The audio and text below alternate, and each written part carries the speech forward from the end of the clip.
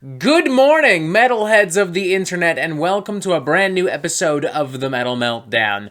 Today we are talking about Ecstasies of Never-Ending Night, the sophomore studio album from Devilmaster. Hailing from the city of brotherly love, Philadelphia of all goddamn places, is Devilmaster, a band obsessed with all things dark and gruesome and gnarly and evil. They've put out some great records in the past few years. They put out Manifestations, a compilation of demos and EPs in 2018. It was great. They put out an official debut album in 2019, Satan Spits at Children of Light.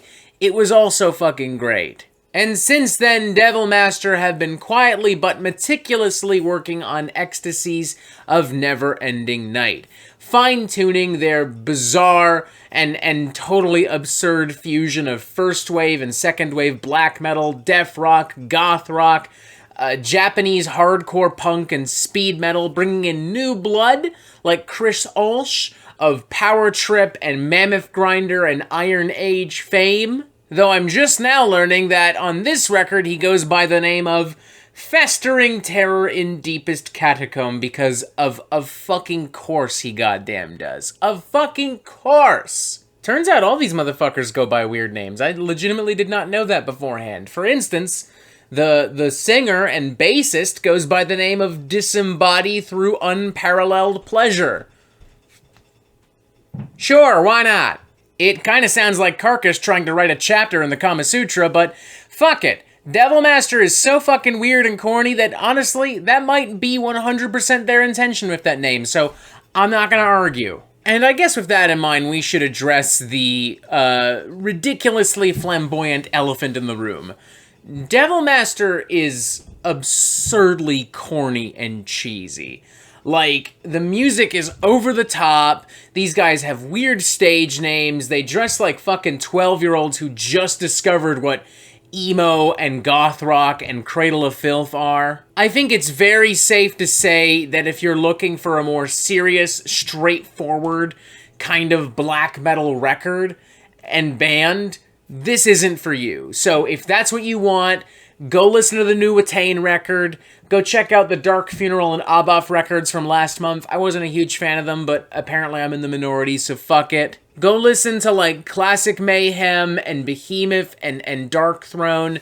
If you're looking for straight-up black metal, this ain't it. But if you're looking for something funky, wild, unpredictable, deliciously evil, and slightly stupid, but in a good way, this is it. You have found the holy fucking grail. In fact, you have stumbled upon perhaps one of the best albums of 2022, at the very least one of the best black metal albums I've heard so far this year, and just all around an extremely entertaining roller coaster of epic proportions. Opening on the double whammy of Ecstasies and Enamored in the Throes of Death, we are hit face first with what I can only really describe as a Molotov cocktail of, like, post-punk and goth rock guitar chords and progressions and tones with, like, blackened speed metal in the vein of, like, classic Venom, or maybe even a more modern band like Midnight or Toxic Holocaust. In comparison to your typical black metal, which is often very stark and very bleak and hellish, this is colorful, bursting with life and enthusiasm, you know? Venomous snarls and blast beats are very much still here, but so are enthusiastic guitar licks and melodies. Then there's Golgotha's Cruel Song, which is a very mysterious cut. There are some chanted, almost spoken word backgrounds buried in a haze of thrashy black metal riffs and beatdowns. Similarly, the Vigor of Evil is bursting with thrashy speed metal goodness. I mean, that opening drum beat and that bass line and that guitar tone reminds me a lot of, like, vintage Motorhead. There's some breakdowns and tempo changes near the end that remind me of some thrash in the vein of Exodus or Anthrax. But all the while, on top of all of this, you have these very melancholic, slinky guitar melodies. You know, I'm once again reminded of some, like, goth rock stuff and some black metal stuff, all kind of thrown together and emulsified in a blender. Acid Black Mass very wisely builds on the momentum of these tracks with some doomier sprawls and some more atmospheric soundscapes, making for something that is genuinely quite evil. Like, if I heard this being played in public, I would not assume that Devil Master is playing in a bar nearby. I would assume that there's a coven of vampires conducting some sort of ritual nearby. There's also Shrines in Cinder, which has some galloping Nawabum-style rhythms and some chaotic guitar solos. It almost feels like an Iron Maiden track, but with a first-wave black metal coat of paint. Then there's Precious Blood of Christ Rebuked, which, A, best song title I think I've heard in recent memory, and B, is a scorching fireball of nearly instrumental black metal, heavy metal fucking destruction. Imagine a Las Vegas-style buffet, but instead of food, instead of fine wine and cheese and desserts and lobster and steak and truffles, it's fucking gnarly fucking riffs and guitar solos and beats and awesomeness. That's this song. That's what it is.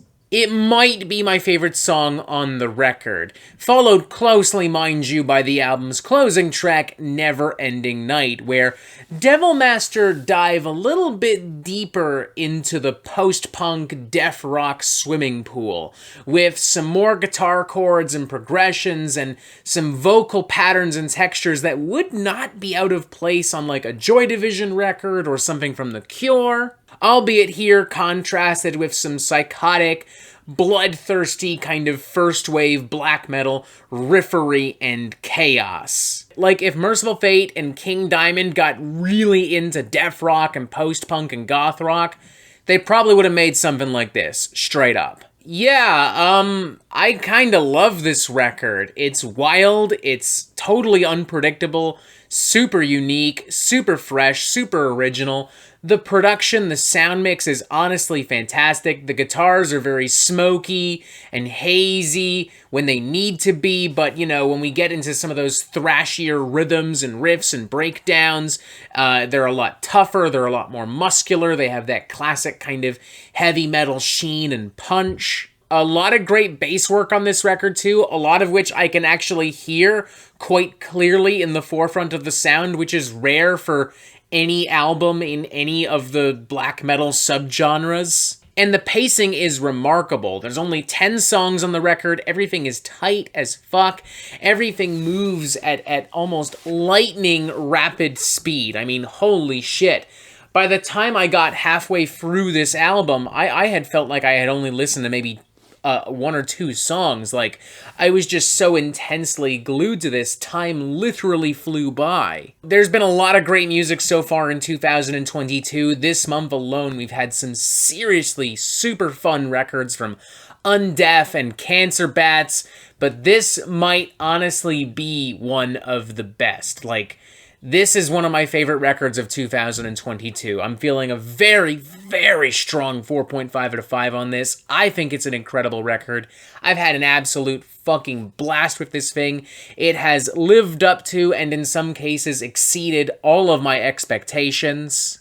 Check it out. You will not fucking regret it. I fucking promise you, or your money back guaranteed. I mean, you didn't give me any money to begin with, but I'm willing to make that fucking bet, because that's how confident I am that this is an incredible record and that you're gonna have a fucking blast with it. So check it out. Do it. Now, I command you. And that is it for the Metal Meltdown. I'm not an expert, nor do I claim to be. So what do you think? Do you like this record? Do you not like this record? And what do you want to hear from me next? And thank you for watching. Make sure you press subscribe right here so you get updates on the Metal Meltdown fucking immediately. And as always, you have yourself a fantastic fucking day.